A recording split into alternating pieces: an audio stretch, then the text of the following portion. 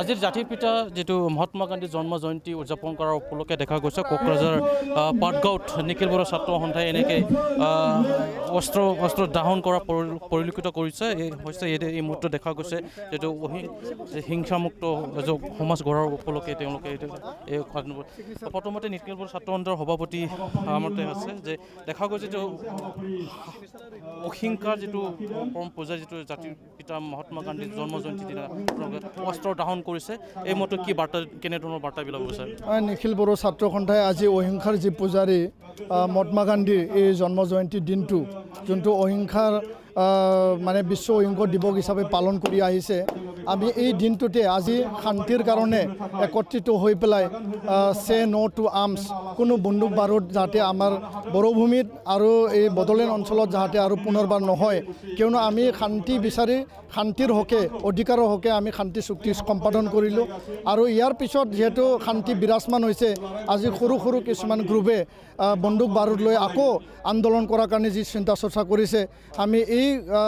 যি চিন্তা চৰ্চা এইটো নাইকিয়া কৰি পেলাই অনাগত দিনত শান্তিৰ কাৰণে আমি কাম কৰিব লাগিব আৰু গণতান্ত্ৰিক অহিংসা যি মানে এটা মানে ৰাস্তাৰে আমি কাম কৰিব লাগিব আৰু ইয়াৰ কাৰণে আমি শান্তি যাতে চিৰস্থায়ী হয় শান্তি যাতে সকলোৱে যাতে এই শান্তিক যাতে মানে আঁকোৱালি ল'ব পাৰে তাৰ কাৰণে আজি আমি বড়োভূমি বা ভাৰতবাসী অসমবাসীক এটা বাৰ্তা দিবৰ কাৰণে এই অহিংসা দিৱসৰ দিনাখন আমি আৰ্মছ বাৰ্ণিং এটা কাৰ্যসূচী আমি লৈছোঁ ইয়াৰ বাদেও আমি এটা সভা ইয়াতে আয়োজন কৰিম আৰু এই সভাত আমি শান্তিৰ হকে এটা বাৰ্তা প্ৰেৰণ কৰিবলৈ আমি চেষ্টা কৰিছোঁ কিয়নো 3 দশক জোৰা যি এটা মানে গণতান্ত্ৰিক আন্দোলন আৰু সশস্ত্ৰ আন্দোলনত বহুতো ঘাত প্ৰতিঘাত হৈ গ'ল বহুতো হিংসা ইয়াতে হৈ গ'ল চৰকাৰী হিংসাই হওক বা বিভিন্ন সশস্ত্ৰ সংগ্ৰামৰ দ্বাৰা মানে কাৰ্য যিবিলাকে হওক তো ইয়াৰ কাৰণে আমি বিচাৰিছোঁ যে সদায় ইয়াত চিৰস্থায়ী শান্তি হওক আৰু এই যি মানে যি হিংসা আৰু যি অশান্তিয়ে আমাক মানে বহুখিনি ক্ষতি কৰিলে আৰু আমাৰ জেনেৰেশ্যন যদি আগলৈকে যাব লাগে আমাৰ মানে যদি কণ ল'ৰা ছোৱালী ছাত্ৰ ছাত্ৰী যদি আগলৈকে যাব লাগে তেতিয়াহ'লে সদায় আমি শান্তি আৰু অহিংসা মাৰ্গদৰ্শনেৰে আমি আগবাঢ়ি যাব পাৰিম কোনো হিংসা সমাজক কেতিয়াও সুস্থিৰ কৰিব নোৱাৰে কোনো হিংসাই সমাজ আগবঢ়াব নোৱাৰে আৰু ইয়াৰ কাৰণে হিংসা পৰিত্যাগ কৰি পেলাই সকলো যাতে মূল কুঠিলে আহে আৰু এই কথাকে আমি কৈছোঁ যে বড়ো এজন মানে মানুহ তাত বা কোনো এজন বড়ো মানুহ তাত কোনো বন্দুক বাৰুদ থাকিব নালাগে কোনো গুলি বাৰুদ ইয়াত চলিব নালাগে আৰু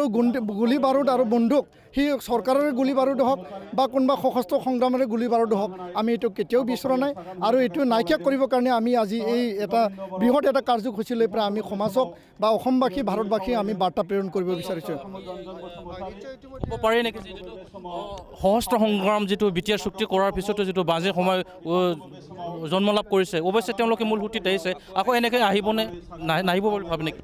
নাই আমি সকলোৱে লাগি মেগি তেওঁলোকক আহ্বান জনাইছোঁ আৰু তেওঁলোকে মানে দল সংগঠনৰ আহ্বান চৰকাৰৰ পদক্ষেপত সঁহাৰি জনাই পেলাই তেওঁলোকে আহিছে এটা আইডিঅ'লজি প্ৰিন্সিপল লৈ গঢ় উঠা যিকোনো মানে সংগ্ৰাম ইয়াত এটা বিচাৰ বিবেচনা থাকে কিন্তু যাৰ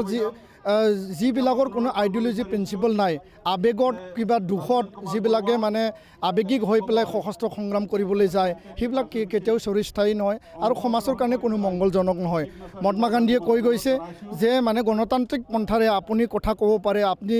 মানে নন কপাৰেশ্যন কৰিব পাৰে আপুনি মানে ৰাস্তাত মাৰ্চ ওলাব পাৰে আৰু এই পন্থা গণতান্ত্ৰিক আৰু অহিংসা পন্থাৰে ভাৰতক যেনেকুৱা স্বাধীনতা আন্দোলনৰ সময়ত মহাত্মা গান্ধীয়ে মানে ব্ৰিটিছক ইয়াৰ পৰা পঠিয়াই দিছিল এই একে পন্থাকে আমি আগুৱাই পেলাই অনাগত দিনত এই গণতান্ত্ৰিক দেশৰ অহিংসাৰ দেশত আমি কাম কৰি পেলাই আমাৰ অধিকাৰ সাব্যস্ত কৰিব পাৰে আমাৰ কথাবিলাক আমি চৰকাৰক মানে